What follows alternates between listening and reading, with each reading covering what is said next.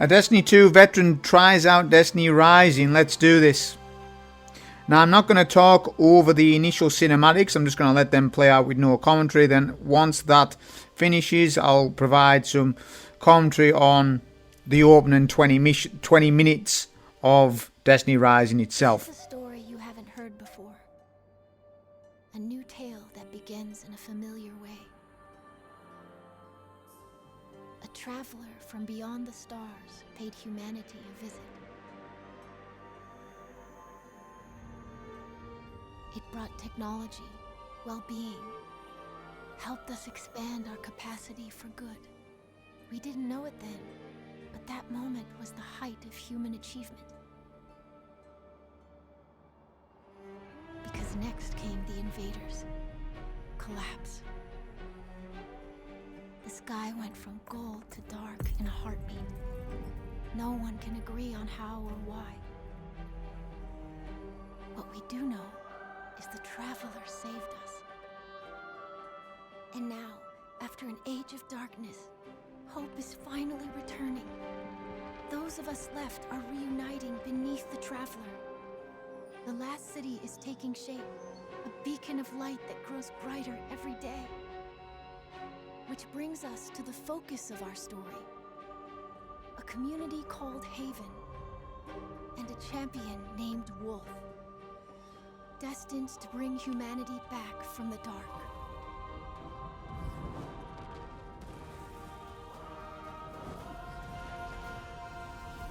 And Wolf is not alone, for there are many champions willing to help, each fighting for a better future. The light is converging at an unprecedented rate. Hope and a new civilization await us. If we fight for it.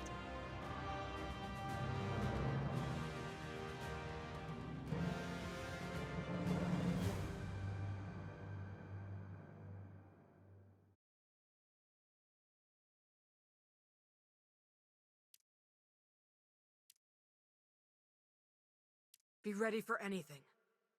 Believe in the light. Believe in each other. We burn brighter together. Believe in the light. Believe in each other.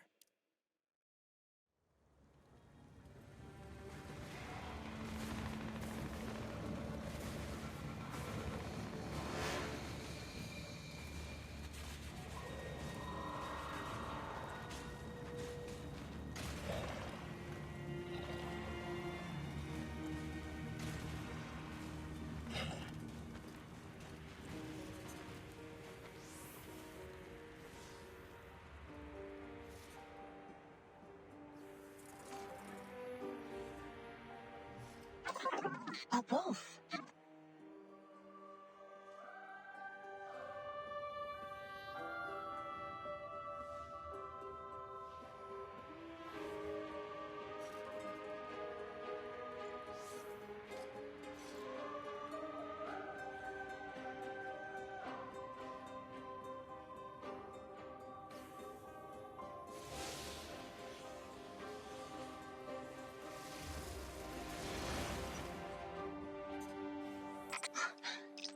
I found you, my chosen.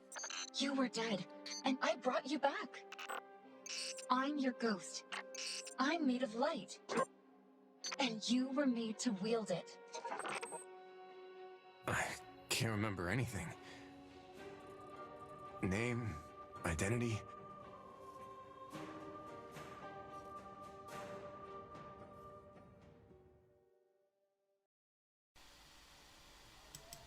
And here we are. Choose your experience level: expert, beginner and custom. So the footage will clip out because after this I shortly do my controller configuration. So I end up playing Destiny Rising on a PS5 DualSense Edge controller that's paddles, with the left paddle being circle and then the right paddle being X, which did work in this, but this is going over the touchscreen things, which for Destiny 2 players and things, you want to connect a controller to your device 100%, whether it's a tablet, a phone, a PC. I mean, if it's PC, you can do mouse and keyboard, of course. So let's see how this plays out. Let's see what happens. So we've got Resurrection. Follow Zev to the library, out of the library. So this is like a new light thing. Oh, we've got jump here. Look at that. The first person to third person mechanic, which for me is a right D-pad press, which is an incredible mechanic. Oh, we've got our first weapon here. Let's see how this feels. Oh no, it's the fallen. Feels kind of weird, feels kind of different. It won't let me ADS at the minute. Now it's let me ADS, so now I can aim down sights. Nothing worse when you can when people only hip fire the entire time. It's a true sign of a noob when that happens. Right, alright, it's teaching you the mechanics. Kill dregs, reload. What does it look like and how does it feel? It feels surprisingly better than what I was expecting it to be. Bear in mind, I'm recording this on my mobile. My plan was to record this on a Steam Deck, but my plans have failed, which is a topic for another time. So I'm now recording this from my mobile, so bear that in mind. See that tree? We've got another cinematic here, but I'm just going to talk over this one because just want to keep the commentary going. So there it's introducing you to the world, and then there's now a dialogue choice. I'm just going to go with let's get going. I want to get going with this charade, this party or whatever it is, right? But there is going to be dialogue options, which is a good sign for a game like this, having dialogue options. Looks like we're starting as a hunter as well. He's like a hunter type guy, you can see that, right? I think he's a solo hunter. So this is like a new light mission. You call the wolf or what have you, and you're just going through. Shortly after this mission though, a character creation menu pops up, which is very interesting, right? So it's not just a case of you play as this character. There's mission lore there that's popped up there as well. I don't know what that is. That's interesting. This game has a hell of a lot of features for what it is. It just needs a damn console launch. If this was on console, my god. I mean, the graphics are passable for it. And if it ran smooth on PS5 and Xbox, oh my god. It would do incredibly well. But we'll just see how that goes. I doubt we're going to get native console launch. What do you mean, who knows? Look at the double jump. That feels very smooth, by the way. The double jumps in this feel very smooth. As sort of first impressions go. So we're just following our ghost. We're through this library area. Sort of like a tower area, I think. So circles merely for me. That feels responsive. Because that's the initial things I'm looking for right now. Is does moment-to-moment gameplay feel responsive enough to play this at a high octane level? And you know, if missions start to get crazy when you've got to do them at higher end and there's ads everywhere, what's that going to feel like, right? Because if there's ads all over your screen and the game's laggy and buggy, it's not going to feel good. But right now it feels alright, you know. Especially swapping to that third person view is very impressive. Destiny 2 should have this. I don't know why it doesn't. Look at that going. That mechanic from third person to first person is incredible. Because it's molding two genres into one game. The world collapsed. That's what Destiny 2 should allow for this, but they won't allow it because it would destroy PvP in Destiny 2. Just disable it for that then. For PvE, we want this mechanic. We want third person and third person switchability. Because that's incredible. Right? That's a massive selling point for this game. And it's free to play, of course. But it's a massive thing for the game. Huge. 360 paddles working, you can see it. I'm starting to adjust myself with my movement. Getting used to the controls. This game is a 2-weapon system, not a 3-weapon system like Destiny 2. There we go, we get our heavy. So it's heavy primary, that's how it works. I don't know if you can run like special weapon heavy and stuff. I don't know at the time. I don't know enough about the game. But yeah, looking at ammo as well, it's sort of similar. I'm getting 27 shots for my heavy GL there. That's sort of similar ammo capacity to what D2 is. So it'll probably be similar in that sense. Notice primary ammo is infinite. It's infinite, so it shares that mechanic from Destiny 2 with primary ammos being, you know, unlimited ammo, which is good. The concert hall. So this is just introducing you to the world sort of thing. After this mission, you'll then go to the tower, or what's known in this game as the Haven. But yeah, it's just doing the initial set of ads. I believe there's like hard modes, there's legendary campaigns, there's all this stuff, there's Gambit. I think there's PvP, there's Trials of Cyrus in this game. There's a whole lot more. But what's very fascinating about this game is that you can play as Ikora and set characters. There's some of the set characters look very good in this game. You would think it wouldn't work as a hero shooter type thing, but it does in this case. Because don't label this as a hero shooter. Label it as a Destiny mobile game that you can play as like Vanguard leaders technically. So look at this, we're picking up our first sort of artifact, draw the sword. So this is unique to this class, I believe. I mean, I haven't looked at the skill trees, I'm no expert on this game. This is me first really trying it out today, of course. It's reacting to your presence. So we're getting this sword, right? So this sword isn't a weapon, but rather one of his abilities for the wolf. Let's see how responsive the abilities are. Look at the UI, which by the way, the UI is pretty clean, and I might need to adjust the UI as well in the settings. But there we go. So there's a cooldown. For me, it's L1. You can see that cooldown, right? And then it's glowed up again so to say that I can use it. So this is like a caster frame sword from Destiny 2. This ability here. Let's try jumping in the air and using it. Yeah, it's quite responsive on the ads. It's quite a powerful ability from what I can see. Obviously, I don't know what the sandbox is for this game or what the meta will be or anything. But just looking at that right off the rip, that ability is dead fun. Yeah, and I would imagine it would only get better and better with the skill trees and all that. So yeah, it's looking like moment-to-moment gameplay is pretty responsive for the game, considering it's a Android-based game or iOS. Okay, so that's it. This is just showing you the sword mechanics of this class. You know, think of it as different classes rather than, don't label it as a hero shooter. Label it more as different classes, because that's really what it is. There's a Void Walker, there's an Arc Titan guy, there's the Solar Hunter, this guy, you know, there's Gwyn, or whatever you call her, she's the Void Walker. So just label it more as classes. If you think about it as a class system, you'll feel better about the game if you do, rather than saying, oh, it's a hero shooter. Don't say that. Tank comes in, we need to solo one cycle him quickly. Break the legs. So yeah, there we go. It's introducing you to a boss. Let's see what damage this GL does. I don't know. Is there immunity phases? I need to be a bit more mobile. I'm acting like a bit of a noob at the minute. I need to break the leg. There we go. Oh, we got the middle core open up just like the famous D2 tanks. Exactly the same. Look at that melt with the auto. That was pretty nice. This GL as well. This GL model is in Destiny 2. Let's see who knows what the name of it is. There's a model of that GL in Destiny 2. Many of them. A lot of blue heavies and a lot of green heavy GLs have this same gun model.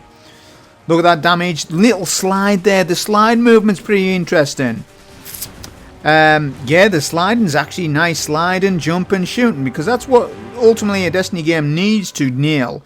Movement, jump, shoot, ability. If all of that stuff is sorted, you're halfway to a good game. Oh, but we get another tank in. Bit of a cinematic here. Wolf jumps over the wall. What will he ever do? An Arc Titan meta comes in with a damn fist of havoc. Yep, they would make me start as a hunter. I want this guy. What's this guy's name?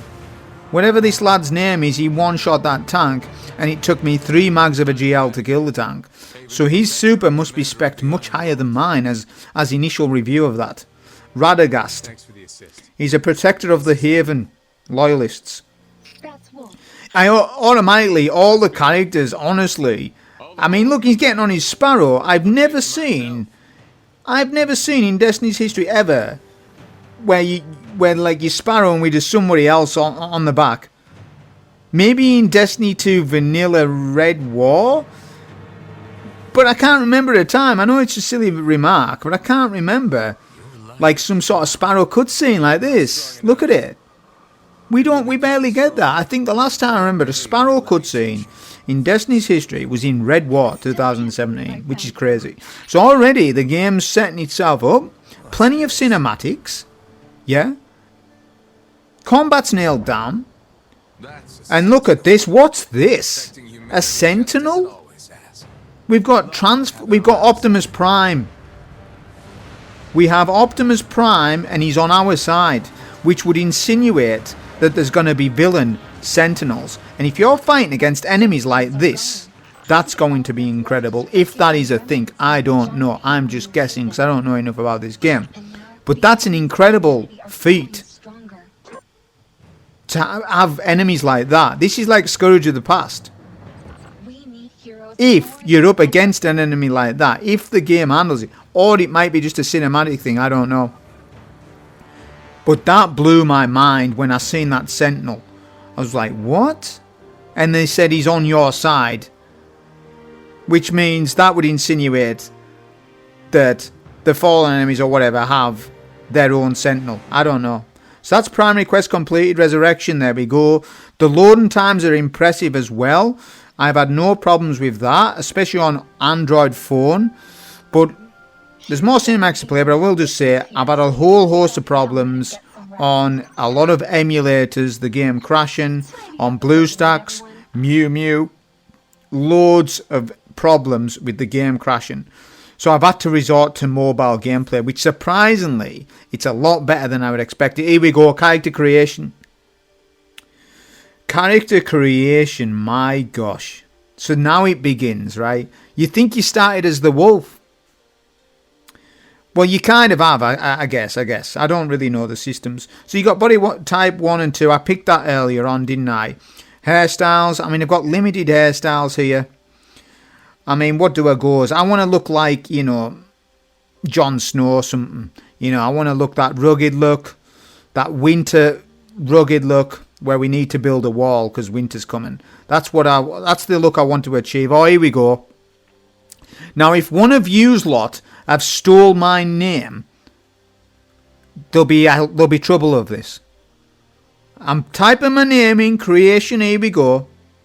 YT name goes in there. It won't accept it. Why? It doesn't accept spaces. Well, I would like a space between my name and number, please. Oh well. Let's just put that name in. There you go. Nobody stole my name. Because if somebody steals it... Oh, what's this? There's a randomized name on the right-hand side there. It's kind of weird. I'm going to have to retype my name in here. Right, put it back in. Confirm, consolidate. So if you see me in the Haven under that name, that's me that you're looking at. If you see me on this game with that name tag, you know it's me. There you go. You've had it in the video. More cinematics to play. It's introducing you to the Haven area with the Radagast and all those characters. And this is actually quite interesting because all of them are like... We've never had it like where in the tower other Guardians introduce themselves as some sort of... Like, look at this guy. He's a fallen Guardian type person or whatever. And he's introducing himself. And then this girl introduces herself and says, I'm one of these. Like, because indeed too, we've all forever been sold down the drain with Zavala, Cade and Ikora. They are the only characters. And it's felt after 10 years, it's about time you got a full new suite of Vanguard leaders. I'm sorry, Zavala's great, but he's old school, man. He's 10-year-old. We need a new character. Crow's not enough. Crow's old as well at this point. We've had Crow for years. People still think he's a new character. He's not. He absolutely is not a new character at all. I'm just saying that I'm very impressed with the way these characters are introducing themselves. Saying, I'm this, I'm that. And I'm just saying that I've never had this sort of feeling in Destiny 2. And you can count it from me because I'm a D2 vet. Right? And I've never seen it laid out like this to me. You know, especially not in seasonal content. And not even in your main stories. Like in Edge of Fate. What happened with Ikora had a bit of story there. Zavala wasn't there. Crow wasn't involved. So it was just Ikora, you know. It's a very limiting Edge of Fate was on the story-wise. You had Lodi, a one character. One character cannot carry a story. A good story needs multiple sources of characters for multiple angles and aspects. But that, like for storytelling. But that was the video on this. Hope you enjoyed. Thank you.